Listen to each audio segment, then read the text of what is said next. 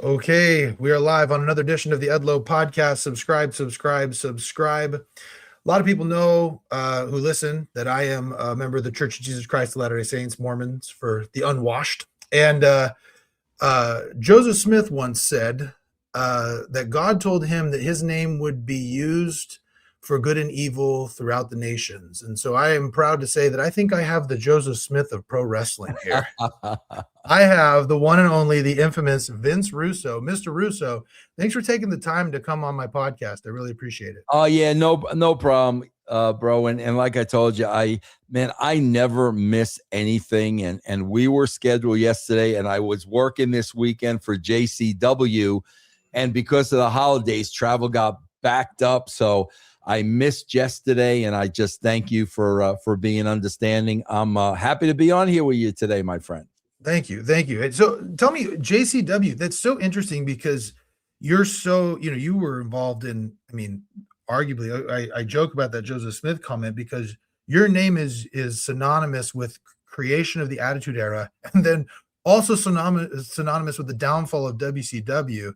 And then you've worked with Impact Wrestling, TNA, when it was TNA. Why JCW?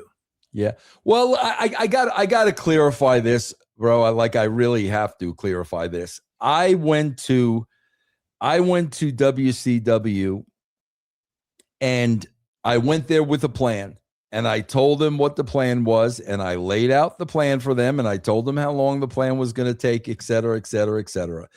In the first 3 months, I was with the company, and my plan was in place, and we were working towards where we wanted to go. And anybody can look this up. The numbers went up. The numbers went up the first 3 months we were there. And then there was such a level of politics in WCW that I went home. And quite frankly, they called me back 3 months, and I had to start all over again. So listen, if anybody wants to believe that I had anything to do with the downfall of WCW, that's because you want to believe it. It is the furthest thing from the truth. So I just wanted to clarify that. Bro, I'm glad you asked me about JCW because, again, I just told you about politics in wrestling. And that is why never in a million years would I have went to a WWE, would I have went to an AEW, because the politics are the same. Nothing has changed. And the older I get, I'm not going to put myself in this position. I had known Violent J since we first worked together at the WWE, probably 1996, maybe. And I've known him, and we've kept in touch. And this guy is probably more non-political than even me. So it was a situation where I knew I could be myself. I could have fun. I wouldn't have to worry about all the things about wrestling, what pushed me out in the first place. And that was the only type of environment I was interested in working in. It's interesting, you bring that up, the 3 months, because I remember when you first got there, the kind of started, the angle I remember is the Millionaires Club versus the Young Blood. And so I remember when that was going on, I remember thinking myself, I'm like, this is interesting because I never thought I'd see Hulk Hogan working Billy Kidman. Right. I never thought I would see some of the matches that were coming along, but somewhere along the way, it just got super muddled. And I'm just curious why that was. Was it just a lot like the politics of it, or what was going on? Because what happened was the first 3 months, it was me and Ed Ferrara. Ed Ferrara and myself went there. Okay. And that was before what you're talking about. Right. Then I go home for 3 months. The ratings went in the toilet. So they called me back. Unfortunately, when I got called back, they wanted me to work with Eric Bischoff. From day one, Eric Bischoff and myself did not get along, did not like each other. Our working styles are 1,000% completely different. And it's almost like we were forced to work together that was never, ever, ever going to work out. You cannot be put in a creative position and be forced to work with somebody that you don't want to work with. It's not going to happen. And I think when you talk about Millionaires Club and stuff like that, I think you saw a lot of that where we were working with each other and we just did not like each other. And especially when your philosophies are different, when your work ethics are completely different, it just ain't going to work. Yeah. What do you think was what was the differences in the styles? Oh, it's real simple, man. First of all, let's talk work ethic. Okay. I am a blue collar guy. When I am working for a wrestling company, I am in the trenches. I am rolling up my sleeves. I am getting my hands dirty. I am working side by side with the boys. Eric is the total opposite. Eric is a guy that thrives on power. Eric is a white collar guy. Eric likes to be important. Eric likes people to fear him. Eric likes to have, careers in the palm of his hands. He gets off on that. That's blue collar versus white collar. That's Austin and McMahon. It ain't gonna freaking work. And as far as writing style, bro, the way I write is I am very organic. I go week to week. I write episodic television. If this happened this week, then logically, this is what happens the next, and then the next. I literally go week to week. And, I look at it as a television show. I'm not a traditionalist by any stretch of the imagination. Eric's a guy that's really not very creative. He really is more of a traditionalist. And Eric is the kind of guy that we need 3-month arcs and 6-month arcs. Bullshit, bro. You cannot plan out in professional wrestling 3 months because people get hurt every single day. And man, a lot of times, bro, when one person gets hurt, it's the domino effect. One person can get hurt and it can infect 3 different storylines. So to actually have a plan and a Bible and a 3-month arc, it's an absolute waste of time. And the Attitude Era was not written in that way. I have never written any wrestling show that way, including JCW right now, because in wrestling with injuries and suspensions and contracts, it just does not work. So tell me, JCW then, is there anybody working JCW right now that you're saying, hey, this is a guy that's going to kind of carry the company or even get to the next level? Oh, yeah, no doubt about it. And man, this has been such a gift for me as a writer because, Violent J, bro, he has created these incredible characters.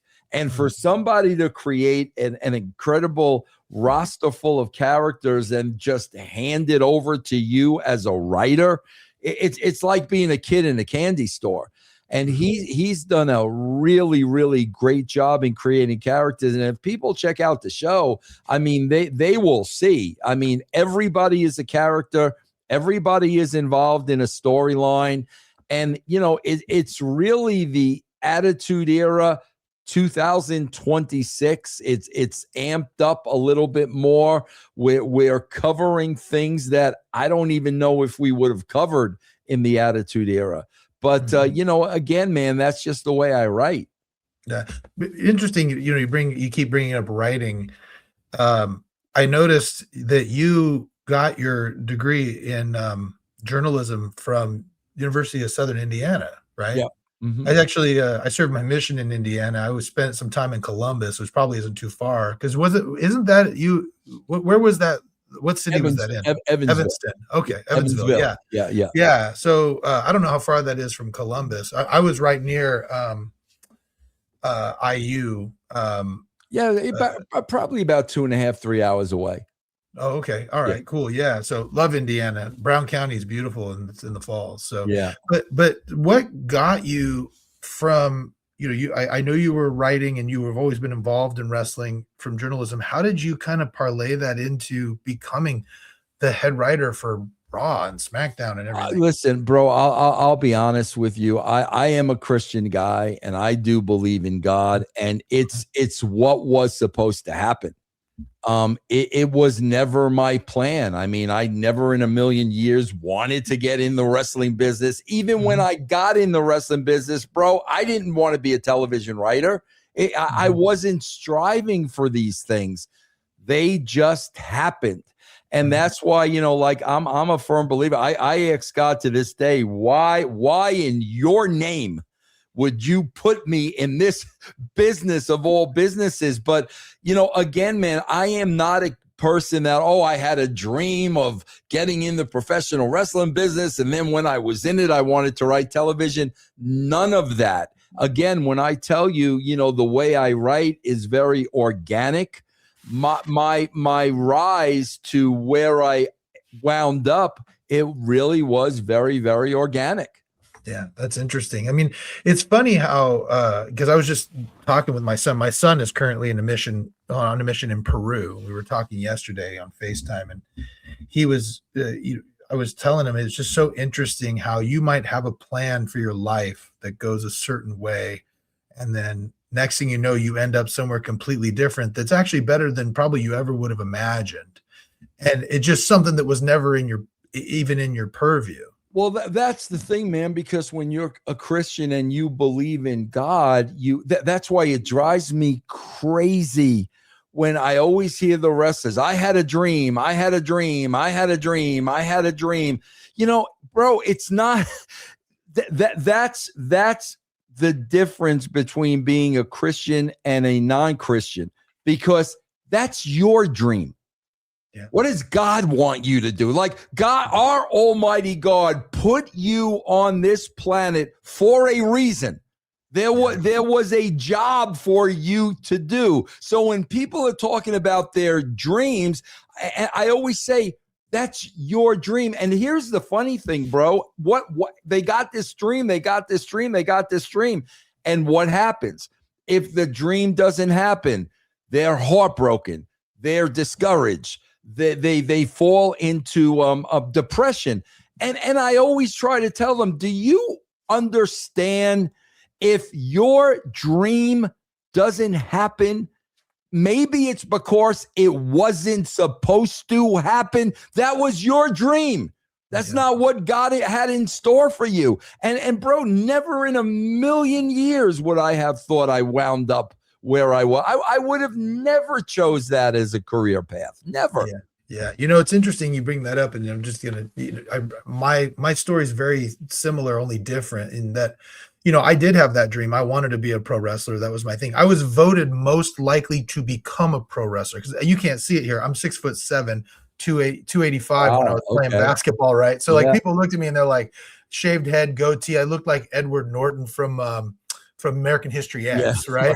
And so people were looking at me and they're like, this guy. And then I started training, and then I got into indie wrestling, and they're like, oh yeah, this guy's going all the way. And I ended up talking to Off of the Wild Samoan about coming out there. And then, I decided instead to serve a mission. And when I come back, it just seemed like every door kind of closed on the wrestling thing somehow, some way. Right. And then next thing you know, I'm a trial attorney and a partner at a law firm. I got 4 kids, and I look back now and I look at kind of that era that came after you, right? Like the ruthless aggression era, and seeing some of the things that guys were doing, the party lifestyle and all that stuff. And I go, man, like, I think God kind of protected me there, because I still got to do pro wrestling indie wise. I still every once in a while will go out and do a match, because everybody, the indie scene now, there's not a lot of 6'7" guys. I look like Andre the Giant out there, so easy for me to go out there and not have to do a lot of high spots. I just throw people around and it's fun. But like I look at that, and I told my son, I was like, I thought I was going to be in a WrestleMania, but you know what, like maybe in some views that's a failure, but I got a way better life. And, I got a lot of cool stories from doing indie wrestling. And it's interesting how that works out. And you kind of fell into wrestling, and now you're just, you're you're now doing podcasts and you're involved with the Insane Clown Posse and you're doing Yeah. like all these cool things, and you're known throughout the world for being heavily involved and being so influential in something that literally changed the business. And you got to be proud of that. Yeah, well, bro, I'll listen. I'll be honest with you. When I went to college, I wanted to be a writer, and I have a degree in journalism. And no doubt about it, man. As soon as college would have ended, I would have planted myself right in the middle of Hollywood. No question about it. Well, what happened was I met my wife at college, and I got married when I was 22 years old. So now, I was responsible for my wife. Now I'm not going to Hollywood. Now I got to get a real job.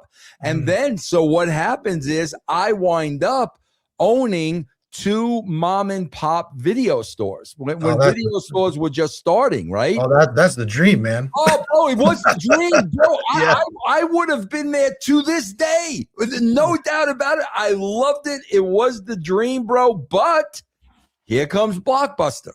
Okay, so now that goes away. So yeah, bro, it's like I again, man, I still question God. Like I still am seeking. Why did you put me here? Like why here? Because I would not have chosen to go here. So you put me here. I'm still trying to figure out why I'm here. Yeah. Yeah. Let me ask you on that note, you've been married, what, 42 years now? 42 years now. Yeah. Okay. So 42 years, that's such a strange thing in wrestling to be able to keep that going. Yeah. And interestingly, I've interviewed Eric Bischoff, and I think he's the only other guy who also has been able to stay married to the same woman throughout all that. Tell me what it was. What do you think it is about your marriage that you were able to keep it together when you're traveling like that? I mean, I know you're not a worker, but you're still traveling for TV. Yeah, bro. I'll be honest with you, and I am not going to lie to you. I've worked with thousands of wrestlers, and I will tell you, maybe a handful of them were loyal. And I'm talking men and women. And it was around me all the time. And I saw it all the time. And this was a thing that really struck me. And, you told me before we came on here, you had 4 kids. Here's the thing that struck me.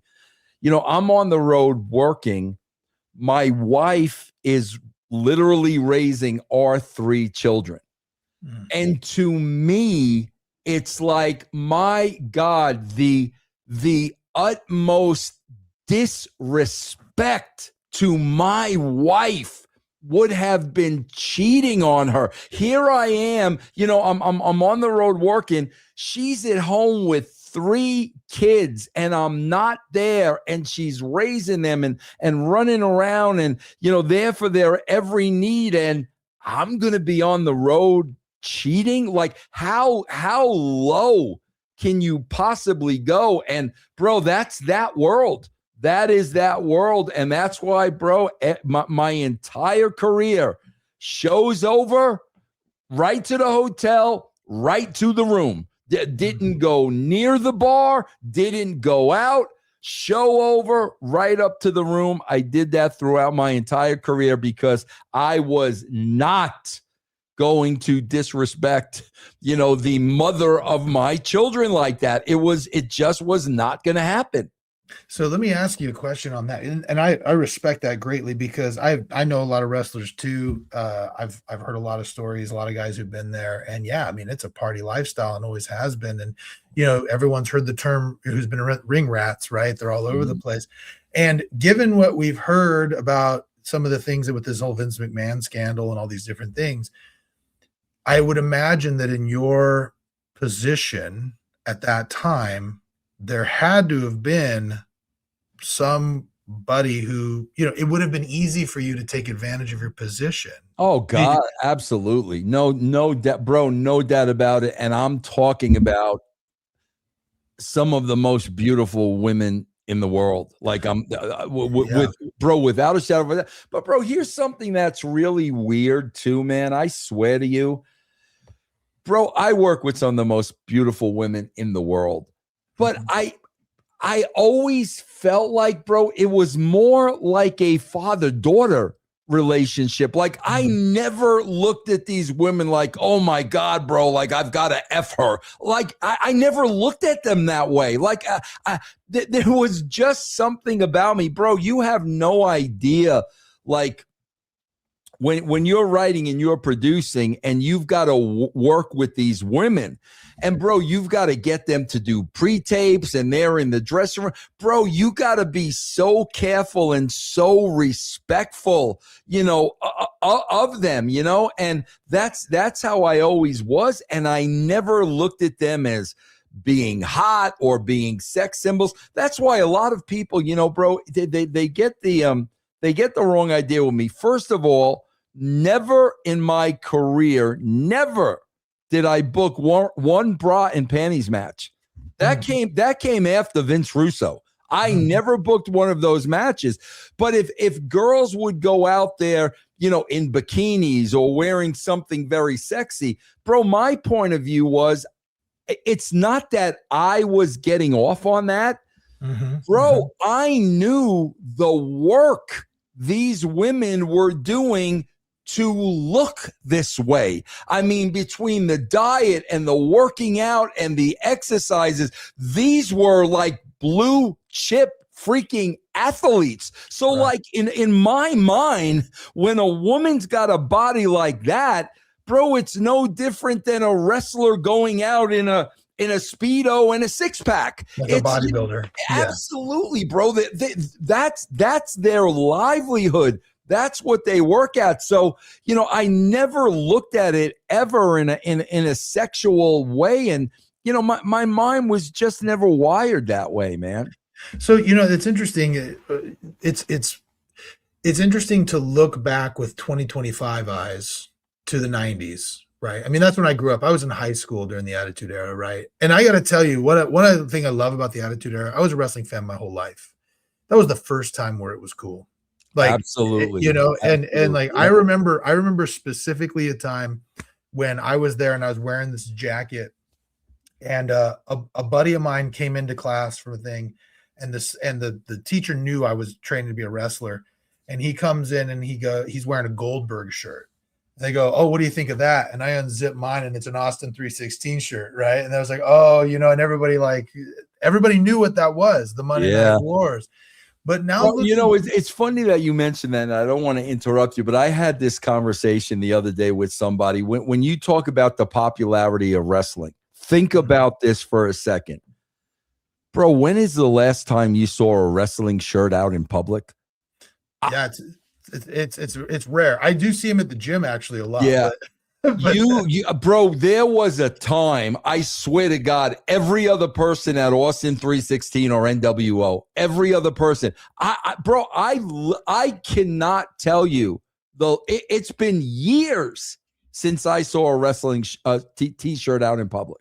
Yeah, I mean, at that time, Hot Topic was selling a line of all the wrestling shirts. You might every once in a while, I take my kids like shopping there sometimes, and I walk in there and there might be like one, maybe, but there was like all of them. It was the first time in my life where you could get a wrestling shirt outside of going to a show. Yeah, absolutely. Yes. Yeah. So, but looking back on that now, 30 years later, 25 years later, and with 2025 eyes and whatnot, do you think was there anything that you did back then that you were like, maybe I shouldn't have done that? Bro, the only thing, I'll be totally honest with you, the only thing I don't think I would have done now looking back is, bro, I was not a Christian during the Attitude Era. I've always believed in God, but believing in God and turning everything over to God are two different things. So I was not a Christian. And, bro, we did that whole thing with the Undertaker and his symbol, which was really a cross, right? Yeah. Right. I don't want, once I became a Christian, bro, I don't think I would have done that. Another thing, bro, I wouldn't have done, and I've apologized about this through the yin yang, was when we went to WCW and we did Oklahoma, But bro, I got to tell you the reason we did that. A lot of people don't understand the backstory.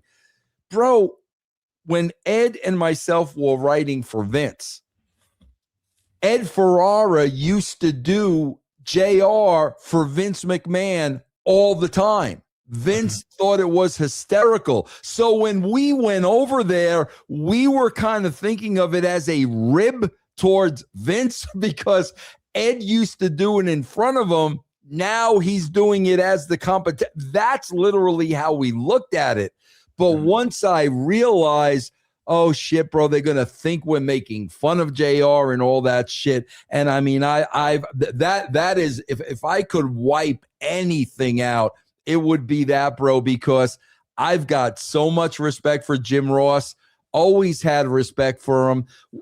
Bro, the guy was always honest to me. I tried desperately to get him into TNA. He could have literally saved that company, but that's probably the one thing that I wish I could take back. Yeah. Have you had and I haven't followed this much, but have you had a conversation with Jim Ross about that? Has he forgiven you for that? Oh, no, absolutely. I like the very first time, and I'm going back a long time ago. Absolutely, the very, very first time, he was totally cool. Yeah. You know, it's interesting. The thing that I find so interesting about the controversy surrounding you is that everybody kind of like, you know, you're subject to a lot of shoot promos and interviews, but then you're always welcome back.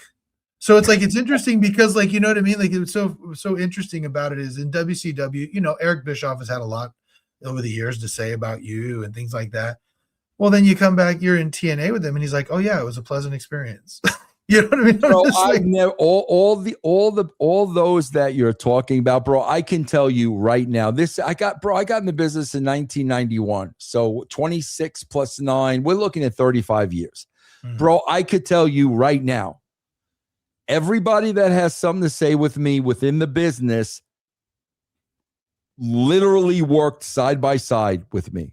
Literally. Bro, never one time was anything ever said to my face. Never one single time. Bro, I can't tell you how many times I worked with all these people, and then, like you said, there's a shoot interview.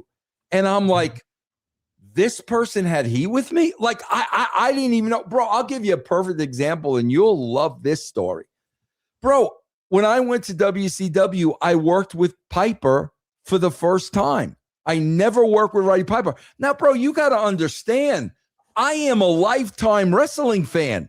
So getting to work with Roddy Piper is almost like getting to work with the Pope. Yeah, I mean, and bro, with me, with those trailblazers, bro, I always showed them the utmost respect. When I met them in person, oh my God, bro, like always gave them the utmost respect. So, bro, you know, after I work with Piper, you know, now I'm hearing and listening to him, and he's got this heat with me. Next thing I know, he's accusing me of killing Owen Hart. And I swear to God, I'm like, bro, I have no idea where this is coming from. I know I treated the guy with respect. I got no idea. Finally, he wants to bring me on his podcast.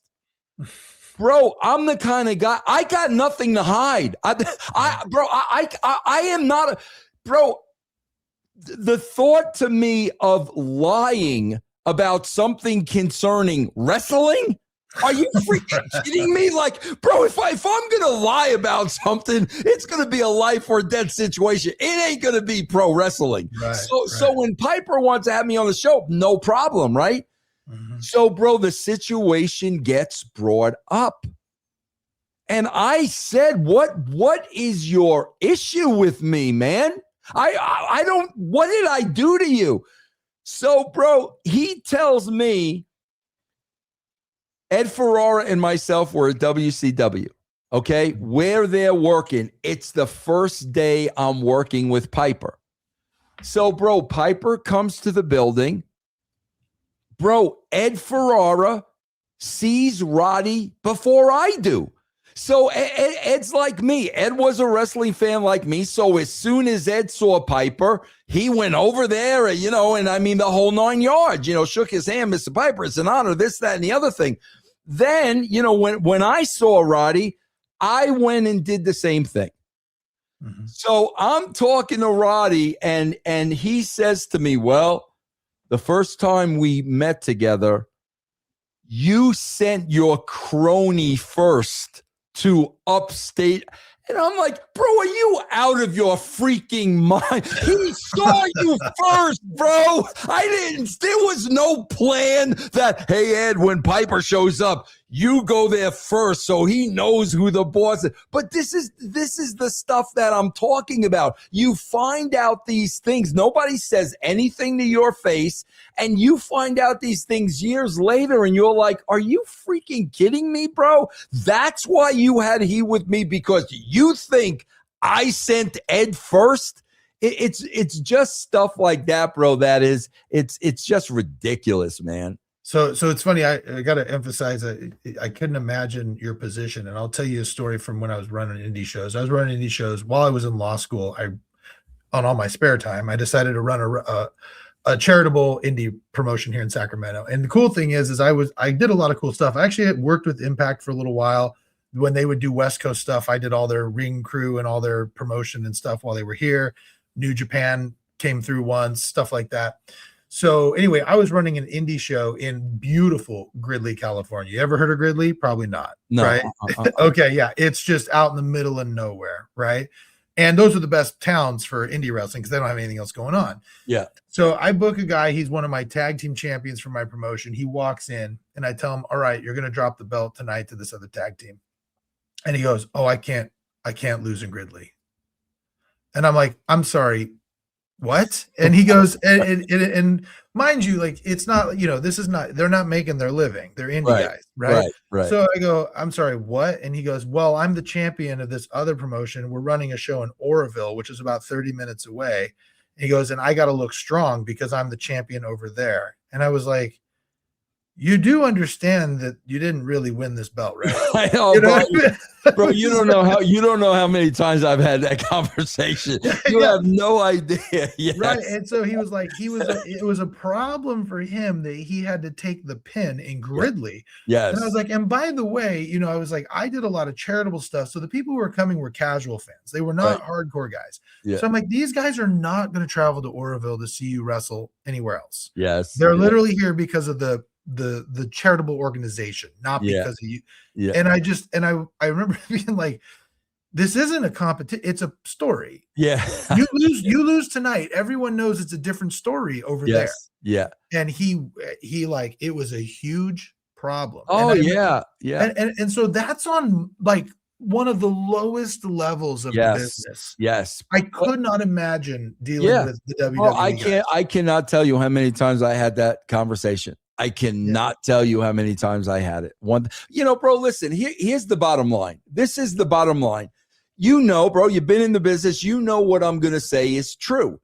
Bro, when you're the booker, let's just use booker as the expression. When you're the booker, okay, bro, every wrestler on your roster thinks they should be the top guy. And bro, quite frankly, if you don't think you should be the top guy, you should not be in the wrestling business. Right. Everybody in the wrestling business should believe they should be the top guy. So bro, let's start there.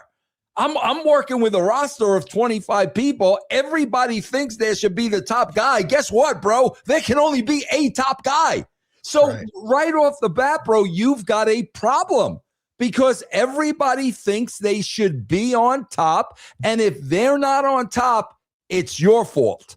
So there's no getting around that. I mean, that's just going to be part of the job.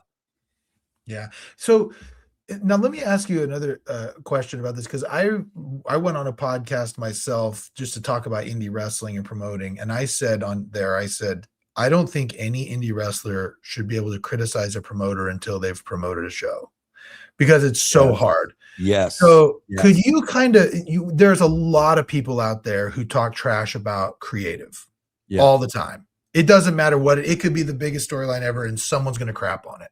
Right. So could you kind of walk me through and walk my listeners through when you were writing for WWE, for Raw or for Nitro, what that really like entails? Yeah. Well, I do want to say this, bro. I'm glad you brought that up because I am a writer. I am not a promoter. Right.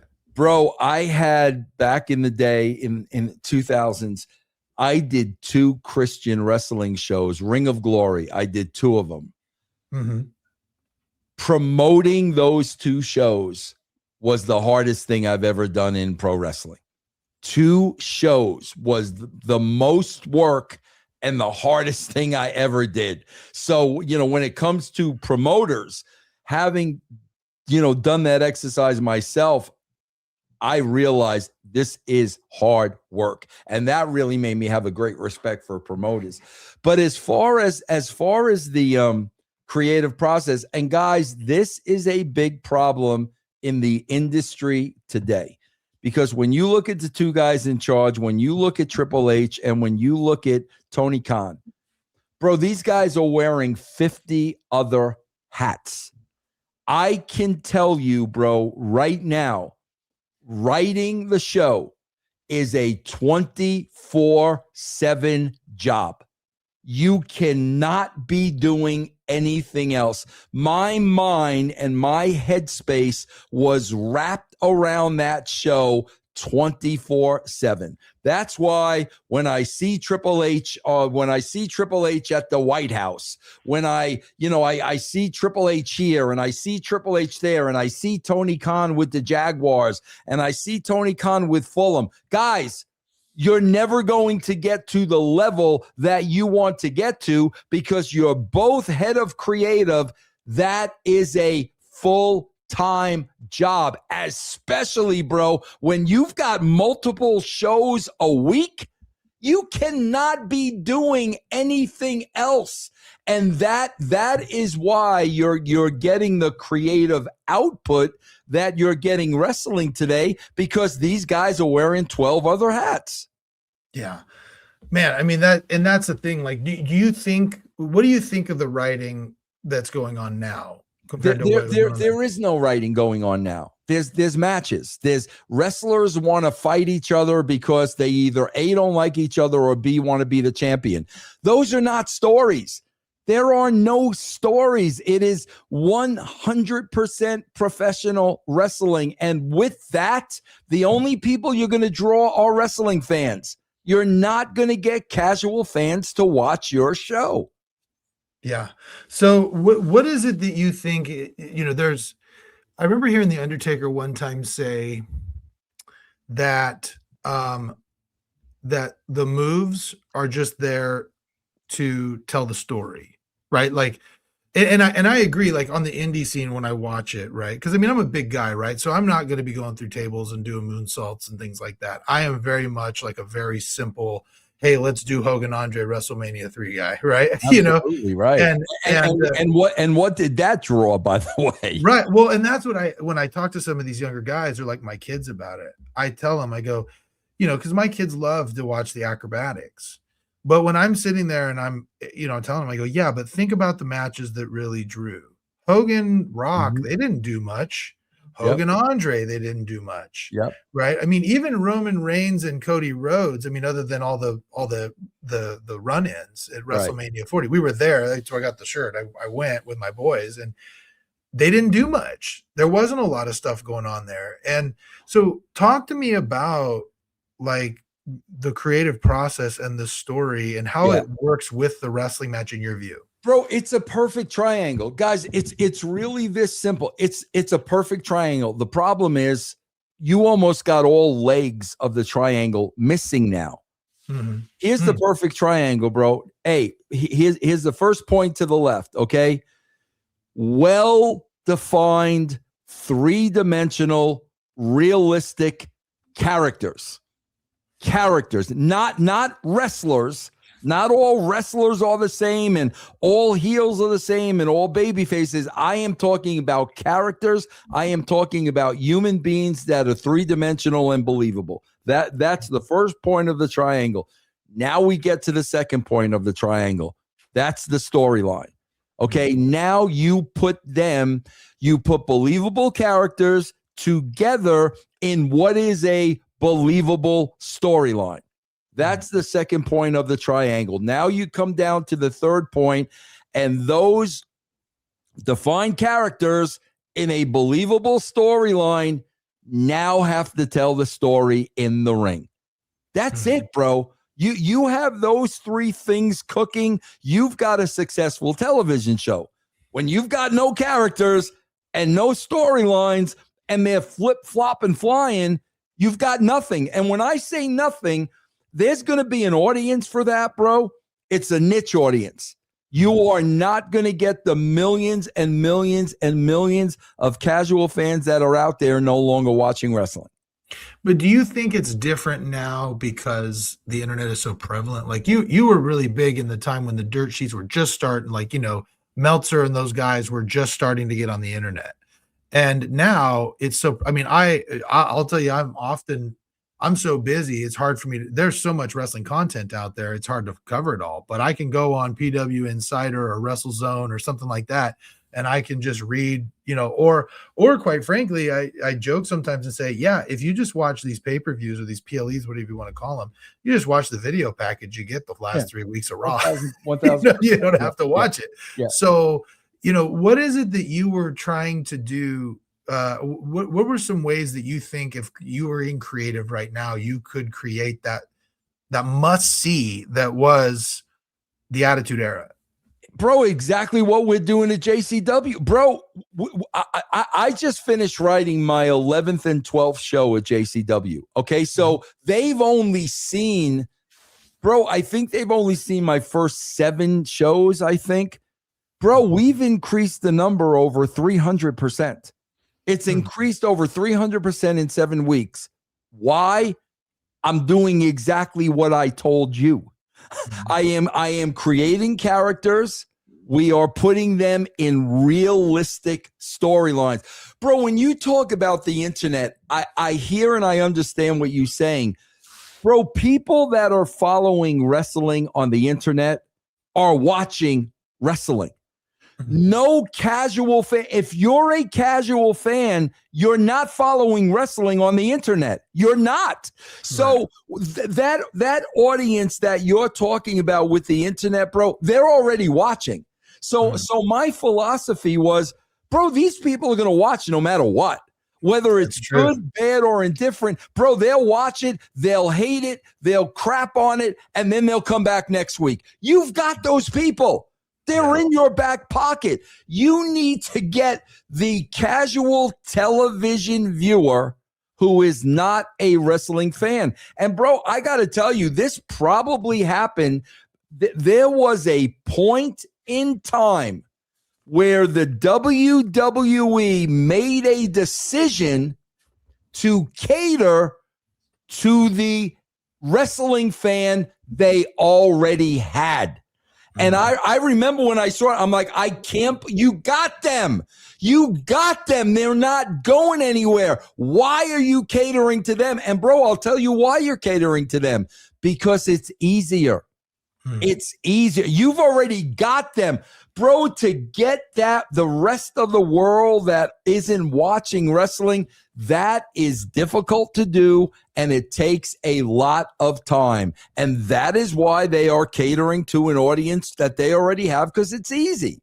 Yeah, it was funny. I was talking to my original wrestling trainer, Oliver John. I trained with him and a guy named Paul DeMarco, who was pretty big here in big time wrestling in the 60s and 70s. And we were talking about the "This is awesome" chant, right? Which seems to happen on things that are definitely not awesome all the time, right? And I'm listening to this, and I just keep remembering what he said. He goes, "All these guys want to pop them all the time. You just need to pop them once, once at the end." Well, Bro, I call, and I'm going to tell you why. And it goes back to what I said. I call Triple H the king of pops.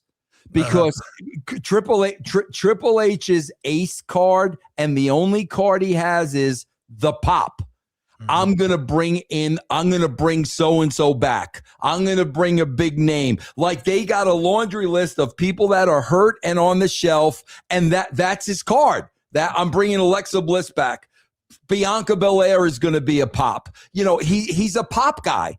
And bro, pops come and go, like you said. And the same thing with the work. The wrestlers are working towards the pop. They want the pop. The pop is an instant. And then the pop comes and the pop goes. And again, why? Because this is easy. It's easy to do that. But bro, there's no long term with that because the pop comes and goes. So you got to keep the pops coming. And like I said, bro, that is just a very, very easy way of booking. So how do you get it back? How do you get it back to what characters and stories, man? And it takes time. You've got to commit to it. You've got to tell stories over time. And that is the only way, bro. When WCW was beating us for 83 weeks, it took months and months and months of good programming, solid content, stories, and characters for us to get back on top. That did not happen overnight, man. What was your first, like, when you start getting the reins, what do you remember what your first big storyline was? Oh God, bro, I really don't, because I'm not a one storyline guy. The way I write, if you're on the show, you got a storyline. So like I'm writing, there are no matches that are, you know, cold matches that don't mean anything. So I am trying to get everybody in a storyline, you know, and again, bro, it's like when you really think about it, what was everything piggybacked on? Everything was piggybacked on Austin and McMahon. Yeah. And the concept of that was so simple. White collar versus blue collar. Austin was telling everything to his boss that every casual, you know, fan at home wished they could tell their boss. It was really, really that simple. And everything just piggybacked off of that. Yeah. Do you remember? It's just, like I said, it's so interesting because at that time, I mean, Jim Cornette was there, Jim Ross was there working, like all these guys who were kind of old school Southern, you know, Crockett guys, right? How is it that you kind of got Vince's ear with all those other political guys running around? Because what they were doing was failing. People don't understand, man, when Vince kind of, you know, crowned me, whatever you want to say, as the writer of the show. I don't think people realize WWE was in the red at that time. They were in the red. This was the same time where, and this is what started it all, this was the same time of where Vince offered Bret Hart this huge contract because he didn't want Bret to go to WCW, and then had to come back and tell Bret, we can't afford to pay you. And that was a shoot. They couldn't afford to pay him. So that company was in the red. And Vince knew, he was like, man, I don't know what we need to do, but what we're doing is not working. He realized that. And that's why he gave somebody like me an opportunity that was kind of looking at this as, this is a primetime television show, man. We're not on Saturday mornings anymore. This isn't regional. We are a primetime television show. And from that point on, that's how we treated the show. It's interesting you bring that up because a lot of people, when I talk to, I interview a lot of indie guys on here. And when I do, I ask them who their favorites are. And they're like Bret Hart, Shawn Michaels, those type of guys. And I'm just like, I was a kid during all that. I remember when Hogan and Savage came through on a house show. They sold out 2 months in a row, Arco Arena, on a house show. Those two guys. Everybody knew there wasn't going to be a belt change on a house show. When Shawn Michaels and Bret Hart were the guys, Raw was in Stockton. I mean, and that's not a knock on the ability. And I think Shawn Michaels is probably the best in-ring wrestler and overall charismatic guy ever. but he wasn't drawing. You know what I mean? They Yeah. weren't drawing the same as Hogan and the Ultimate Warrior. These guys who couldn't work, they couldn't work. Those guys. And same, and then you get Stone Cold and The Rock, and then they're back at Arco Arena. They're back selling out big arenas. And so everything you're saying makes sense to me, but how do you convince the masses who want the AEW Tony Khan stuff? They ain't going anywhere. They're not going anywhere, bro. As long as wrestling is in the marquee, they're watching the show. They're not going. That's your base, bro. Like the number, the WWE and AEW, the numbers they're doing right now, that's the base. It will always be that. It's not going anywhere. How do you get everybody else? Bro, it blows my mind. The simplest, if you had to do one thing immediately, bro, and this is where I really take it personally, because Triple H is not a writer, Tony Khan is not a writer, and if you guys are, show me your credentials. Show me what you've written that you're a writer. They're not writers. Bro, here's the simplest thing. At every single show, every single show ends in a cliffhanger. That's the simplest thing, bro, because now you're ending it in a cliffhanger. Now everybody who watched it the week before have to come back. Bro, they end every single show with a period at the end of a sentence. There's no reason to come back. You talk again, just going back to JCW, bro. My first thing in my head is, what is the cliffhanger at the end of this show? What am I building to where the very last thing they see is, holy shit, we got to see what happens next week. Bro, do you know how easy that is? That is so easy. Bro, I haven't watched AEW in 5 years, so I can't really say every WWE show, period, at the end of the sentence. There is no hook whatsoever to bring them back the next week. Yeah. It's interesting. I was going to go back to, what were you saying? Dang, there was something you were saying that oh yeah.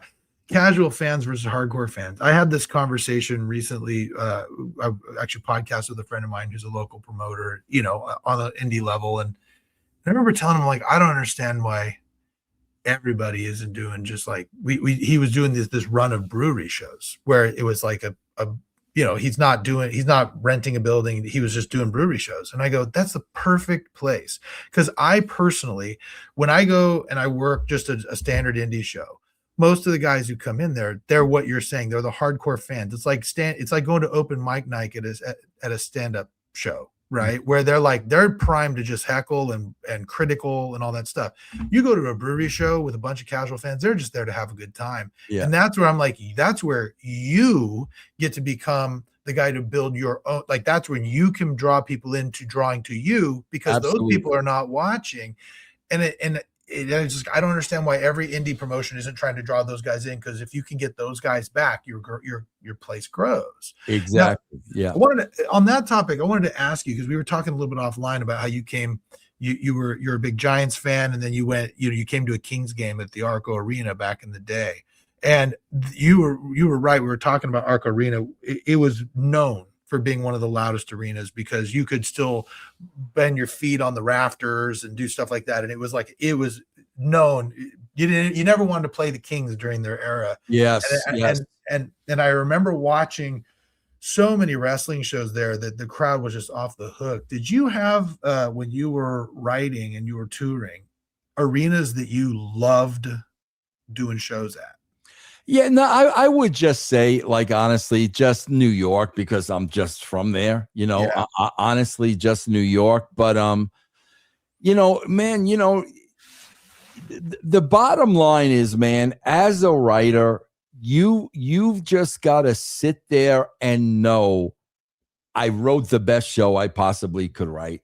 Some people are going to like it. Some people aren't going to like it. But in my mind, I cannot write a better show than this. And that's what I always look at the end of every Raw and SmackDown.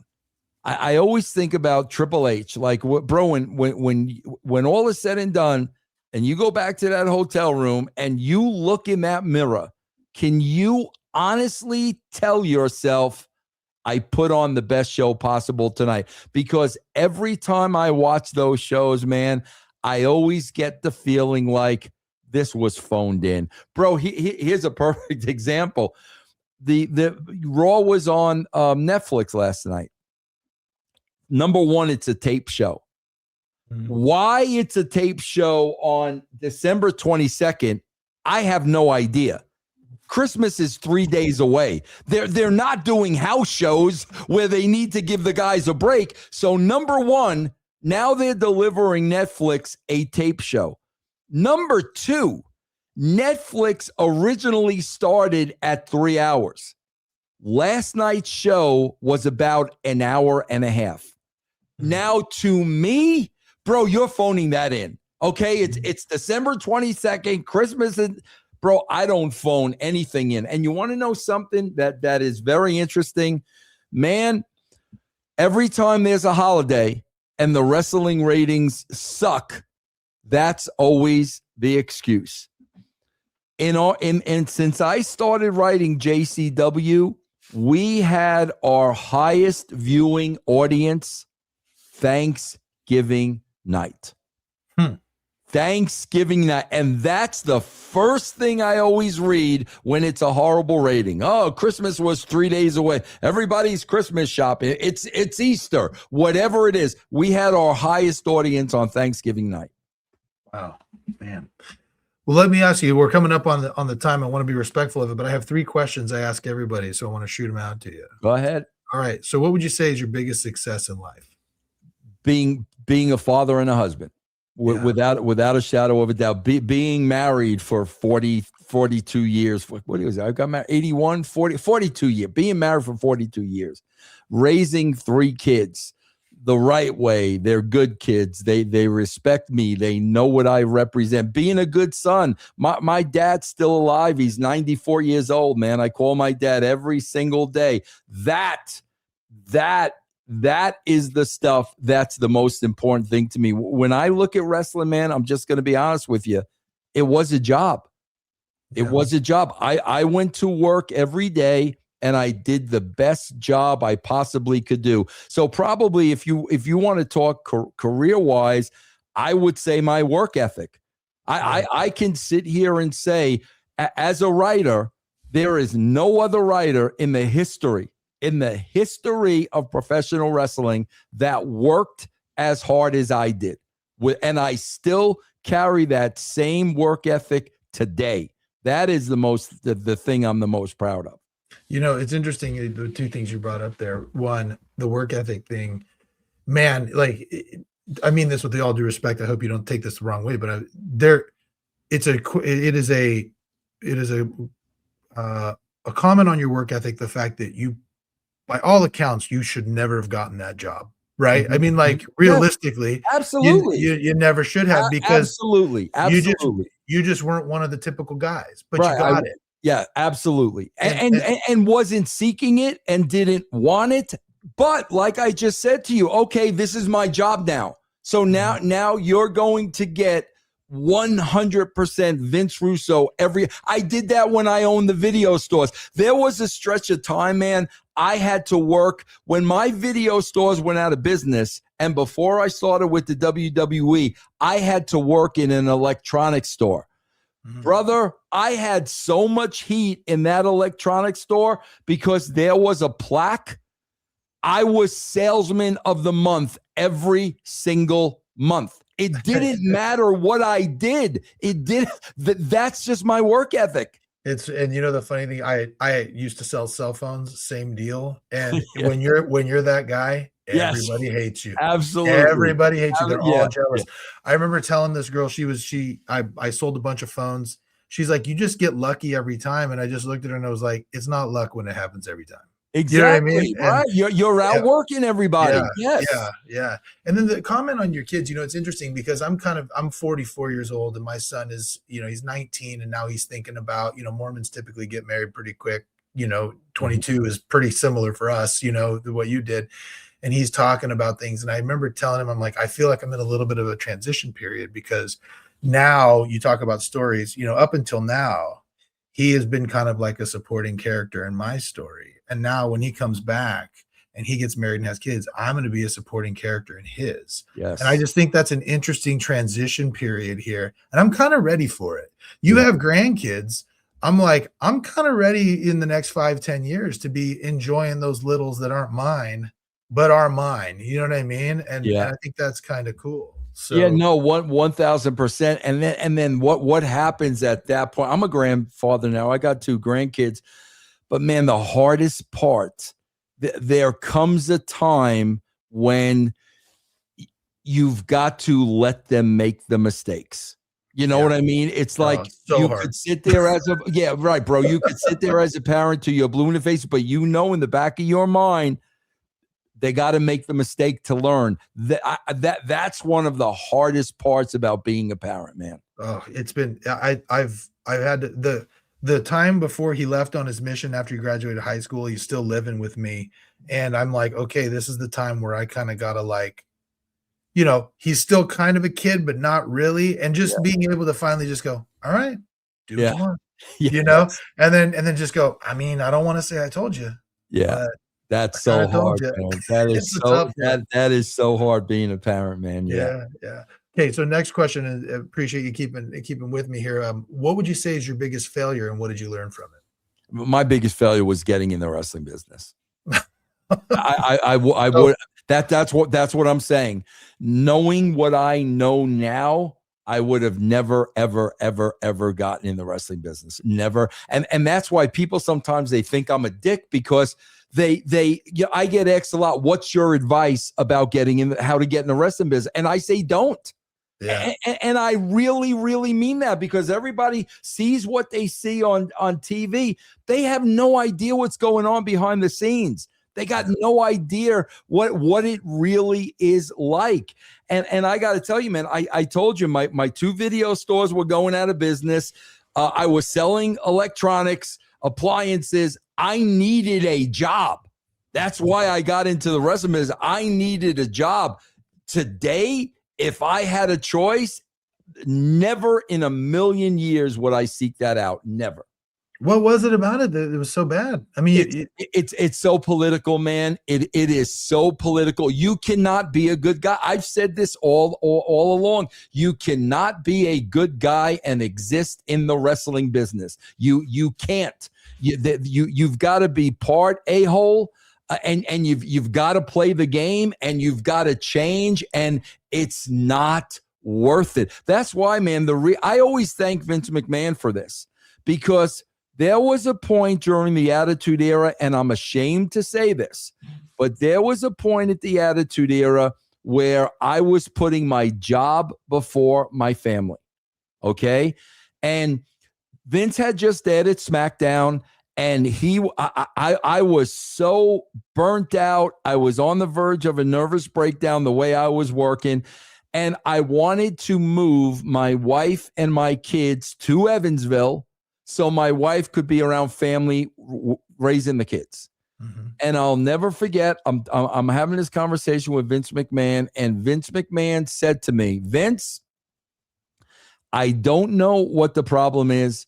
You're making enough money now to hire a nanny to raise your kids. Bro, when those words came out of his mouth, I was done. I was never going to work another day for this man. Not another day. And that's when I made the phone call to WCW. Now, when I look back, and so many people say to me, well, Vince, you were on top and it was the attitude. Don't you regret that? Of course I don't regret that. And I thank Vince McMahon, because he gave me that wake-up call. He gave me the wake-up call where I realized I'm putting this freaking job in front of my family. Like, that's stopping now. But, like I said, I think about this now. And, bro, that's why I left the company.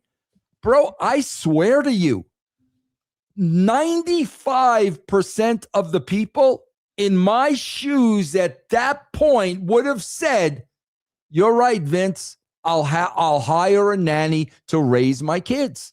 95% of the people would have said that. And that's the kind of business it is. It's like, bro, I call it the wrestling bubble. They live in this world and they have no idea or no conception whatsoever of the real world on the outside. That is an absolute shoot. And, you know, like I said, man, if I had a choice, man, that's not the business I would get in. You know, it's interesting that you bring that up, and I'll just say that I've had this conversation with somebody at my law practice who was struggling because, you know, I do personal injury and wrongful death, and a lot of the times people don't understand. They see the billboard guys and think you're just making money for doing nothing. It is the hardest job I've ever had, and it's the most rewarding when you're doing it right. But I remember one of my colleagues came in and said, I have this client, and I did this great job for him, and they're just not happy about it. And I go, you just have to have it inside of you that you know what you did. Mm-hmm. And, you know how hard you worked, and you know that you did an A+ job for them. And yep. maybe 20% of your clients are truly going to know how hard you worked for them.